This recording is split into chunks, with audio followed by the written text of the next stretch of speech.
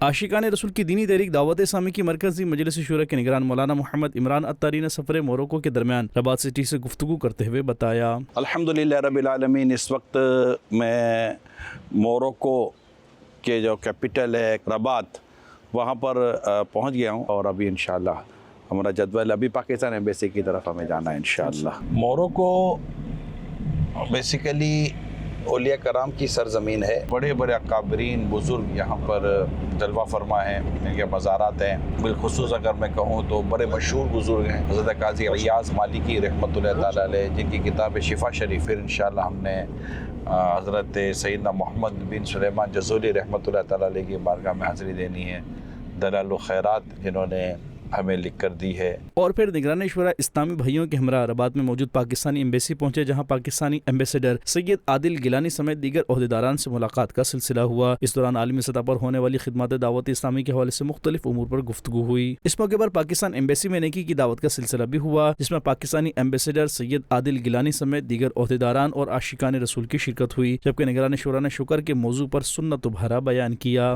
رب کی شکر گزاری والی زندگی گزارنی چاہیے۔ ہمارے ہاں بعض اوقات یہ ہوتا ہے کہ ہم شکر کی طرف نہیں بلکہ بے صبری اور ناشکری کی طرف بڑھنے کی زیادہ ہمارے اندر رجحان پایا جاتا ہے۔ قرآن کریم کا بڑا پیارا ارشاد ہے، لئن شکرتم لازیدنکم، کہ تم اللہ کی نعمت کا شکر ادا کرو، اللہ پاک تم پر نعمت اور بڑھائے گا۔ شکر کے لیے ایک عادت اگر اختیار کر لیں گے تو انشاءاللہ بیڑا پار ہو جائے گا، وہ ہے سجدہ شکر۔ آپ کو کوئی بھی ایسی خوشی ملتی ہے یا آپ کو لگتا ہے کہ میری پریشانی دور ہو گئی، جیسے اس طرح کی کوئی آپ کو نیوز ملتی ہے، آپ ایک ہی کام کریں، سجدہ شکر ادا کریں۔ دوران بیان مشکلات و پریشانی کے مواقع پر صبر کرنے کا ذہن دیتے ہوئے نگران شورا نے کہا، ہم پر مصیبت آتی ہے، ہم پر پریشانی آتی ہے، آدمی پریشان رہتا ہے، لیکن اگر غور کریں نا تو اس کی ہر پریشانی کے پیچھے اللہ پاک نے اس کے لیے کوئی خیر کا پہلو رکھا ہوا ہوتا ہے۔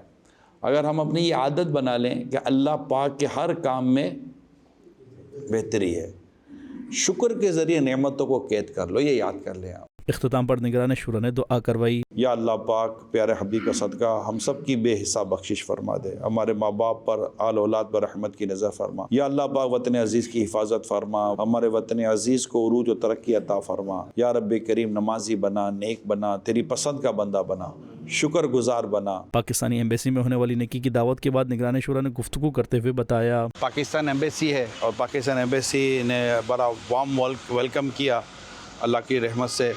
یہاں کے جو ایمبیسیڈر صاحب ہیں ان کے ساتھ ایک الگ سے پہلے میٹنگ ہوئی، اور میٹنگ ہونے کے بعد پھر یہاں نیکی کی دعوت کا سلسلہ ہوا، الحمدللہ کچھ بیان کرنے کا موقع ملا۔ بینگا مسلم تو دنیا میں ہم جہاں بھی رہے ہمیں نبی رحمت صلی اللہ علیہ وسلم کے حسن اخلاق کی تعلیمات کو سامنے رکھنا چاہیے، لیکن جب اب پاکستانی ہونے کی حیثیت سے بھی ہم بات کرتے ہیں تو اپنے وطن عزیز کی عزت بھی ہمارے ہاتھوں میں ہوتی ہے۔